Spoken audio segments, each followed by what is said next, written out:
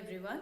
Today we are going to study the 8th chapter of our class 8 science textbook, that is cell structures and functions. So first of all, before going into the chapter, we have to look what is cell itself. So let's discuss some points about the cell. It was discovered by Robert Hooke in the year 1665. So how the discovery of the cell came by? Actually, Robert Hooke took a very thin slice of the cork of a tree. Cork is the part of the bark of a tree. Bark is the outermost cover, we can say, shell-like cover of the tree, and from that he took a small thin slice of the cork part and he observed it under a microscope. So when he observed the thin sliced cork under the microscope, he found that it is composed of tiny compartment-like structures. Compartment, or we can say room or cell like structures. That is why he named them as cells. So that is how the discovery of the cell came by Robert Hooke in the year of 1665.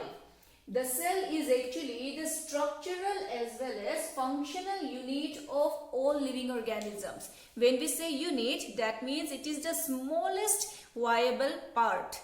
So when we say it is the smallest structural unit, that means the cell is the smallest living entity or living unit of a living organism. And also all the functions, or we can say all the processes like the production of energy and all, actually under the organ they takes place in the minute cell itself. That is why the cells are also called as the functional unit. So the cells are structural as well as functional unit of all living organisms. Next is organisms show variety in cell number, shape as well as in size. So you might have noticed around you also there are several types of living organisms, as tiny as a fungi or as an ant itself, and as big as a tree or an elephant, as well as us human being. So organisms can be of variety of shapes and sizes, as well as they may have different numbers of cells in them. The number of cells in a human being may vary from the number of cells in another human being itself.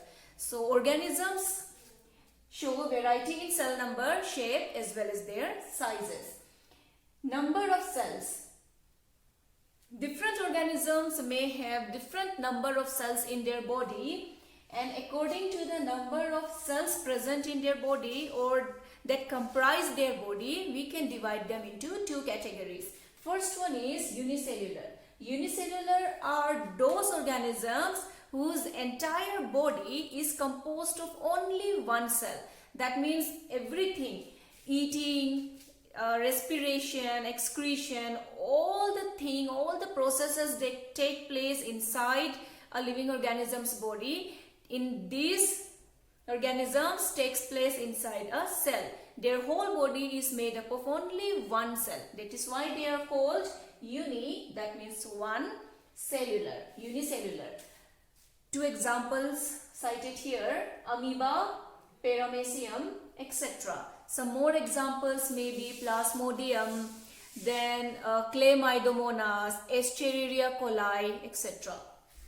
Next will be multi. Multi means more than one or many. So multicellular organisms are those organisms whose body is made up of more than one cell. So they will have multiple body comprising their whole body. Some examples: human beings, fish, birds, insects. These are again trees, shrubs, herbs, plants, algae. So these all have more than one cell in their body, hence they are called multicellular. So according to the number of cell comprising their body, organisms can be divided into two categories. Unicellular, that means only one cell. Multicellular, that means more than one cell. Next topic, let's see, that is shape of the cell. You know, our body is made up of millions and trillions of cells, and that too of different types. So, what determines the shape of a cell in our body? The main thing is the different shapes are actually related to their specific function. The shape of the cell is actually in such a way that it facilitates the cell in its function. Few examples are here. For example, a red blood cell. Red blood cell have to flow into the plasma so that into the plasma of the blood so that it can transport oxygen to each and every part of our body. So we can say to reduce the resistance or friction, red blood cell has spherical shapes. They are very tiny, spherical in shape. Then next is nerve cell. The main function of nerve cell is to transport message from one to the other. So if this is one nerve cell and this is one nerve cell, if they are very small in size, we will need more number of nerve cell to cover up a certain distance. Whereas if they are long branched as they are now, if they are long branched, only 2 or 3 nerve cell can do the same function. They can cover the distance in shorter amount of time. That is why the nerve cell, they will accept the information here and through their body release the information in this part for the next nerve cell to receive it. So to facilitate their function, nerve cells have long branched shape. Like that, the muscle cells, to facilitate their function, they have spindle shape. Spindle shape means they will be tapered or narrow towards both the end, but they will be thick or broader at the middle section. So like this shape is called spindle shape. So you should remember the shape of a cell is such that it facilitates its function. Next topic we will see is size of the cell. The size of the cell may vary vastly. It may be as tiny or as small as the size of 0.1 to 0.5 micrometer, that is about a millionth of a meter.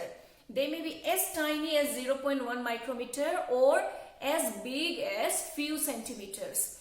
So the smallest cell is actually a bacteria called mycoplasma, which has a diameter of about 0.1 to 0.5 micrometer. It is the tiniest, or we can say smallest cell, living cell known yet. On the other hand, the largest cell, that is the egg of an ostrich, it is so big that it weighs about 1.5 kg. So here I think you can just compare these two, as small as a millionth of a meter, and on the other hand as big as it weighs about 1.5 kg in weight. So the size of a cell can vary vastly. In our body itself, RBCs, nerve cell, muscle cell, they all have different types of sizes. They all are not of the same size. All the cells in our body, different types of cells, they may vary in their sizes. So today we have covered who and how the cell was discovered and when, why it is called the structural and functional unit of living organism, and how organisms show variety in cell number, shape as well as size. Then the number of cells, according to the number of cells, organisms can be divided into unicellular as well as multicellular. Then the shape of the cell is determined by its specific function. Few examples we have seen, and then we have seen how the size of the cell can vary in different organisms as well as in the same individual as well. So for today we will leave here. In the next video we are going to see the different parts of a cell and their respective functions. Thank you.